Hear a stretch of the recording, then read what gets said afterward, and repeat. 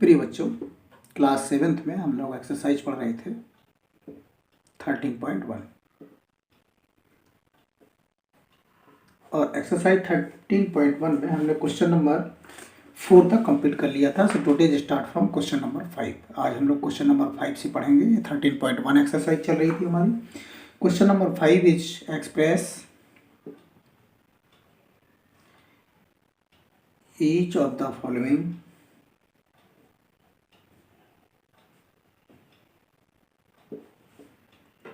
as product of power of their prime factor।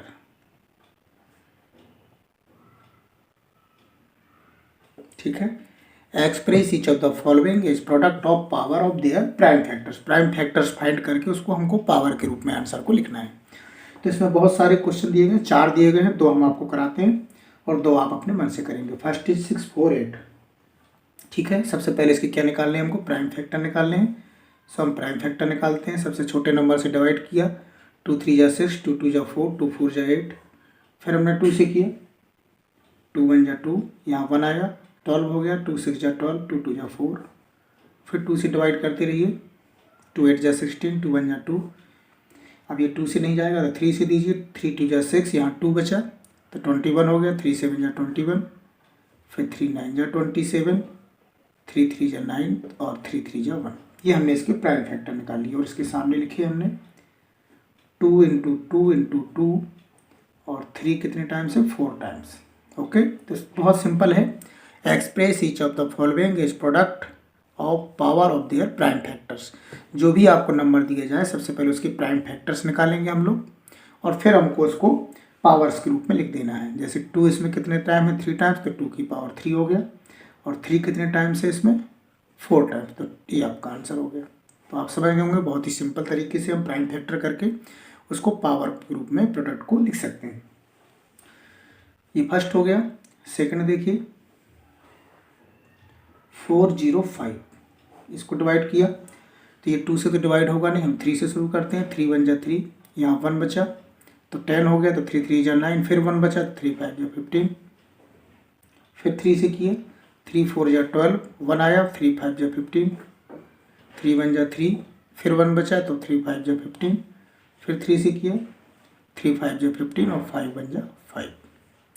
तो 405 की जो प्राइम फैक्टर होगा वो हो गए 3 इंटू 3 इंटू 3 इंटू 3, 4 टाइम्स और इंटू 5।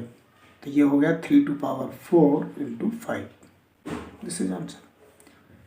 ओके, तो आप समझ गए होंगे कि हमको जो क्वेश्चन दिया जाएगा उसको हमको प्राइम फैक्टर्स फाइंड करने हैं, फिर उसको पावर्स के रूप में लिख देना है। इसमें तीसरा क्वेश्चन है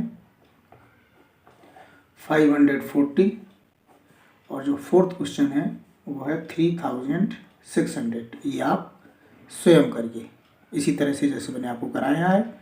आप इसके प्राइम फैक्टर निकालेंगे और जो प्राइम फैक्टर आ जाएंगे उनको सामने लिख करके इसको पावर्स के रूप में प्रोडक्ट में आंसर को लिख देंगे। सो नेक्स्ट क्वेश्चन पे चलते हैं, क्वेश्चन नंबर 6 पर। क्वेश्चन नंबर 6 इज सिंप्लीफाई करना है। सो फर्स्ट इज 2 इंटू 10 की पावर 3। ये भी बहुत सिंपल है, 2 इंटू 10 की पावर 3, तो 10 की पावर 3 का मतलब 10 का मल्टीप्लाई 3 टाइम्स हो गया। आंसर निकाल लीजिए, 1230 ऐड कर दीजिए। This is answer. बहुत ही सिंपल है सिंप्लीफाई करके आंसर लिखना। नेक्स्ट देखिए सेकंड, 7 की पावर 2 एंड 2 की पावर 2। तो 7 की पावर 2 का मतलब 7 इंटू 7 और 2 की पावर 2 का मतलब 2 इंटू 2।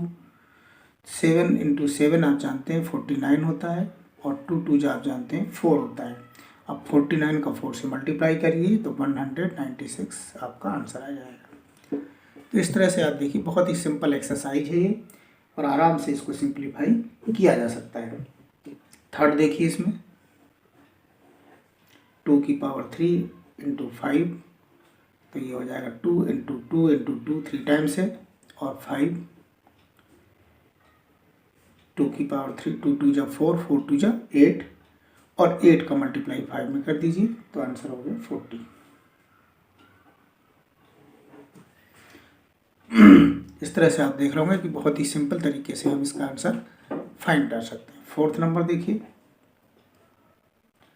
3 इंटू 4 टू पावर 4, तो ये हो गया 3। ये 4 की पावर 4 का मतलब 4 का मल्टीप्लाई 4 टाइम्स, ठीक है। सबका मल्टीप्लाई कर दीजिए इन सभी नंबरों का, तो जो मल्टीप्लाई का आंसर आएगा वो आएगा 768। तो इस तरह से सिंप्लीफाई करना बहुत ही आसान है और आप आराम से इसको सिंप्लीफाई कर सकते हैं।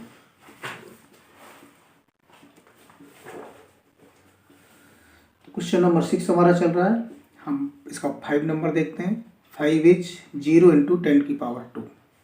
सो 0 इंटू 10 इंटू 10, जब 0 का मल्टीप्लाई होता है तो आप जानते हैं कि आंसर हमेशा क्या आता है, 0। इसी प्रकार 6 नंबर देखिए, 5 की पावर 2 इंटू 3 की पावर 3। सो 5 की पावर 2 का मतलब आप समझ गए होंगे 5 इंटू 5, और 3 की पावर 3 का मतलब 3 का टाइम मल्टीप्लाई 3 टाइम्स। तो सिंप्लीफाई वाले क्वेश्चन बहुत ही सिंपल है, इन सब का आप मल्टीप्लाई कर देंगे, सॉरी। तो ये सिंप्लीफाई वाले क्वेश्चन बहुत ही सिंपल हैं। 5 की पावर 2, 5 इंटू 5 2 टाइम्स, 3 की पावर 3 मतलब 3 का मल्टीप्लाई 3 टाइम्स। इन सारे नंबरों का आपस में मल्टीप्लाई कर दीजिए तो आपका आंसर आ जाएगा 675। ओके, तो इस तरह से सिंप्लीफाई करना एक्सपोनेंट का बहुत ही सिंपल है। ये 6 नंबर क्वेश्चन हो चुका है। इसका 7 नंबर क्वेश्चन है 2 की पावर 4 इंटू 3 की पावर 2। ठीक, तो ये देखिए 2 इंटू 2 इंटू 2 इंटू 2 4 टाइम्स, और 3 का मल्टीप्लाई 2 टाइम्स है तो 3 इंटू 3 हो गया। ये 2 2 जा 4, 2 जा 8, 2 जा 16, 16 3 जा 48, और 48 का 3 जा जब हम मल्टीप्लाई करेंगे तो ये हो जाएगा 144। मल्टीप्लाई करके आप आंसर को मैचिंग कर सकते हैं। 7 नंबर कंप्लीट हो गया। 8 नंबर देखिए, लास्ट दिया हुआ है, और वो है 3 की पावर 2 इंटू 10 की पावर 4। से हो जाएगा 3 इंटू 3 2 टाइम्स, और 10 की पावर 4 का मतलब 10 into 10 into 10 into 10 4 times. Answer देखिए 3 3 जा 9, और 9 का 1 में मल्टीप्लाई करेंगे तो 9 ही आएगा।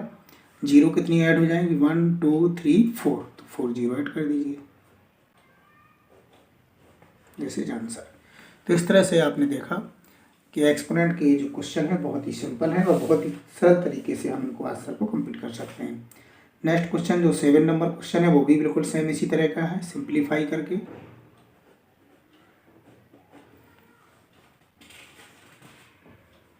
ठीक है, ये भी बिल्कुल उसी तरह का क्वेश्चन है, और फर्स्ट क्वेश्चन इसमें यही है, -4 की पावर 3 जो लिखा हुआ है उसी को आपको सिंप्लीफाई करके सॉल्व कर देना। तो -4 3 पावर है तो 3 टाइम मल्टीप्लाइज होगा, माइनस माइनस प्लस हो गया, ये माइनस बचेगा। 4 4 जा 16, और 16 4 जा होता है 64, जो कि ये माइनस बचा हुआ है, सो दिस इज आंसर। तो आप समझ गए होंगे कि ये भी बहुत सिंपल है। सेकंड क्वेश्चन देखिए, -3 इंटू -2 की पावर 3, इसको सिंप्लीफाई करना है तो ये -3 रहेगा, और -2 की पावर क्या है, 3 है, तो -2 का मल्टीप्लाई 3 टाइम्स हो जाएगा। ठीक, माइनस माइनस प्लस और माइनस माइनस प्लस, 3 2 जा 6, 6 2 जा 12, और 12 2 जा 24, so this is answer. Next third number देखिए, क्वेश्चन नंबर 7 कर रहे हैं हम लोग इस समय, और हम लोग क्वेश्चन में पढ़ रहे हैं simplify. So question number third from question number 7, -3 की पावर 2 एंड -5 की पावर 2। सो -3 इंटू -3 इंटू -5 इंटू -5, ये देखिए माइनस माइनस प्लस हो गया, ये देखिए माइनस माइनस मल्टीप्लाई में प्लस होता है। 3 3 जा 9 हो गया, और 5 5 जा 25 हो गया। इन सब का मल्टीप्लाई कर दीजिए जब हम इसका मल्टीप्लाई करेंगे तो आंसर आ जाएगा 225। इसी प्रकार इसका फोर्थ नंबर क्वेश्चन देखिए, इसके मैंने सारे क्वेश्चन आपको करा दिए हैं, फोर्थ क्वेश्चन ही दिए गए हैं।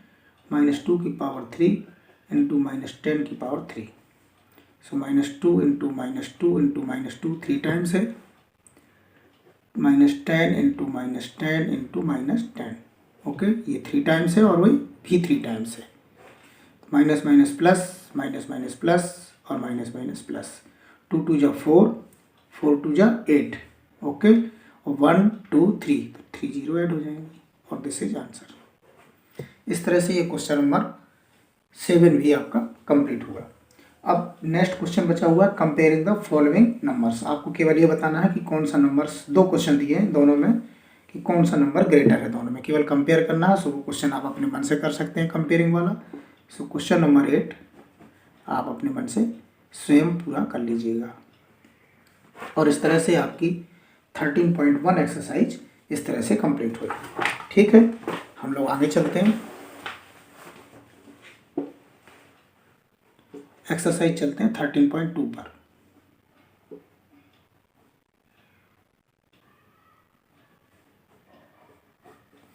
जो एक्सरसाइज है इसमें हम पढ़ेंगे लॉ ऑफ एक्सपोनेंट। हम कुछ नियम पढ़ेंगे लॉ ऑफ एक्सपोनेंट, ओके। सो पहला नियम यह है कि यदि बेस इक्वल हो तो मल्टीप्लाई में जो पावर होती है वो ऐड हो जाती है, यानी x to power m into s to power n equal to x to power m plus n। क्या मतलब हुआ, यदि बेस इक्वल है, ये देखिए दोनों जगह बेस इक्वल था, इसका भी बेस x है, इसका भी बेस x है, और मल्टीप्लाई का अगर साइन लगा हो तो जो पावर है वो ऐड हो जाती है। फॉर एग्जाम्पल जैसे 3 की पावर 2 और 3 की पावर 5 है, और आपसे कहा जाए इसको हल करिए, सिंप्लीफाई करिए, तो आपको नियम से, एक्सपोनेंट के नियम से इसको प्रूव करना है, सिद्ध करना है। लॉ ऑफ एक्सपोनेंट क्या है कि यदि बेस इक्वल है, देखिए इसका भी बेस 3 है, इसका भी बेस 3 है, मल्टीप्लाई का साइन है, तो जो पावर है दोनों की वो ऐड हो जाएगी, यानी 2 + 5 यानी 3 टू पावर 7, ये आंसर हो जाएगा आपका।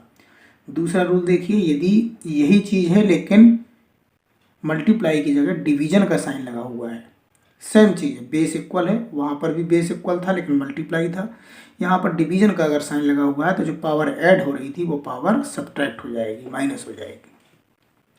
जैसे 3 टू पावर 5 है और 3 की पावर 2 है, बेस इक्वल है लेकिन डिवीजन का साइन लगा हुआ है तो जो पावर प्लस हो रही थी वो माइनस हो जाएगी, और आंसर क्या हो गया 3 टू पावर 3।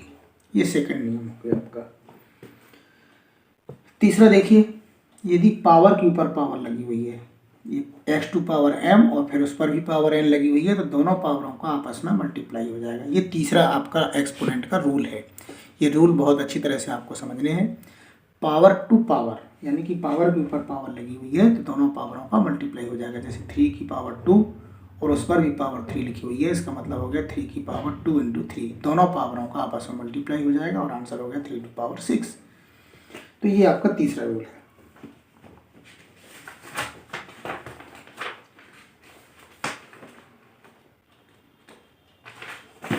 इसके बाद हम फोर्थ रूल पर चल रहे हैं,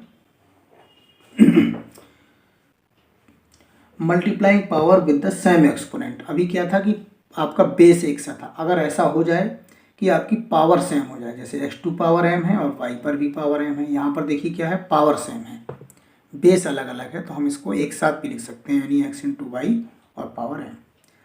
इसी प्रकार डिवीजन में भी यदि दोनों पावर सेम है, इसकी भी पावर m है, इसकी भी पावर m है, तो हम एक साथ लिख सकते हैं x अपॉन वाई और पावर m। ये आपका पांचवा रूल है। 6 रूल देखिए,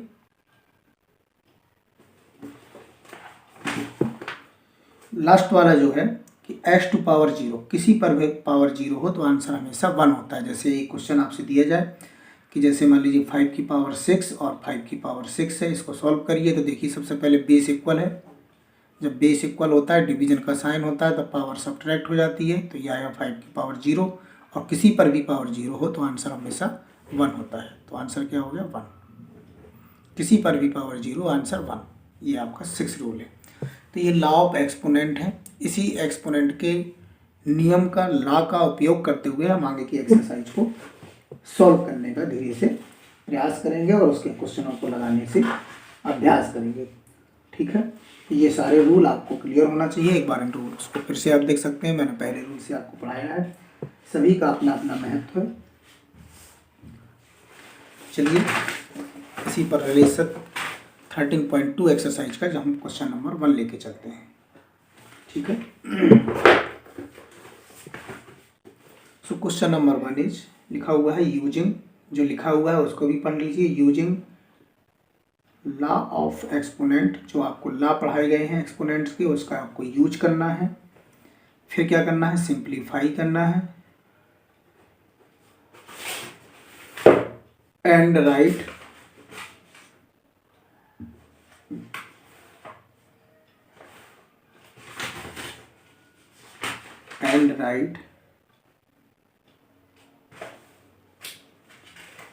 the answer in exponential form. जो आंसर है आपको एक्सपोनेंशियल फॉर्म में लिखना है। तो सबसे पहले आप समझ गए होंगे कि आपको यूज करना है लॉ ऑफ एक्सपोनेंट और सिंप्लीफाई करना है और राइट आंसर एक्सपोनेंशियल फॉर्म, और आंसर को एक्सपोनेंशियल फॉर्म में लिखना है। ठीक है, तो यहाँ से हम लोग सवाल को शुरू करेंगे। सो फर्स्ट इज 3 की पावर 2, 3 की पावर 4 और 3 की पावर 8, और हमें क्या करना है, यूजिंग लॉ ऑफ एक्सपोनेंट। आप देख रहे होंगे कि सारे बेस इक्वल हैं। ठीक है, मैंने आपको पहला रूल पढ़ाया था कि यदि बेस इक्वल होता है, मल्टीप्लाई का साइन होता है, तो जो पावर होती है वो क्या होती है, ऐड हो जाती है। ओके, तो ये क्या हो जाएगा, 3 की पावर 2 + 4 + 8, जो कि सारे बेस इक्वल हैं। ये वाला रूल आपको याद होगा।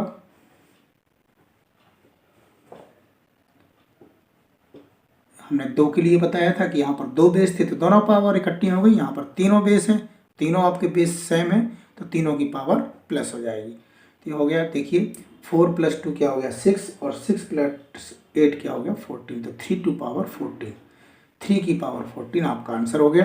क्योंकि लिखा था कि सिंप्लीफाई करना है और आंसर को एक्सपोनेंशियल फॉर्म। एक्सपोनेंशियल फॉर्म का मतलब आप समझते होंगे, बेस और पावर। बेस और पावर के फॉर्म में जब हम लिखते हैं किसी आंसर को तो वो एक्सपोनेंशियल फॉर्म होता है। तो आप निश्चित रूप से क्वेश्चन को समझ गए होंगे। नेक्स्ट सेकंड क्वेश्चन देखिए, 6 टू पावर 15 डिवाइड का साइन और 6 टू पावर 10। ये सेकंड रूल आपने पढ़ा होगा, x to power m divide x to power n। Base equal हो, डिवीजन का साइन हो तो पावर सब्ट्रैक्ट हो जाती है। यहाँ पर भी बेस 6 है, यहाँ पर भी बेस 6 है, डिवीजन का साइन है तो पावर क्या होगी, सब्ट्रैक्ट होगी। तो 15 में 10 सब्ट्रैक्ट हो गई तो आंसर हो गया 6 टू पावर 5। इस तरह से आपने देखा कि बहुत ही सिंपल तरीके से हम सवालों को कंप्लीट कर सकते हैं। अगला देखिए, a की पावर 3 इंटू a की पावर 2। यहाँ पर भी बेस a है, यहाँ पर भी बेस a है, मल्टीप्लाई का साइन है। जब बेस इक्वल होता है, मल्टीप्लाई का साइन होता है, तो लॉ ऑफ एक्सपोनेंट का जो फर्स्ट रूल है कि पावर उसकी ऐड हो जाती है, तो दोनों पावर ऐड हो गई और आंसर हो गया 8 टू पावर 5।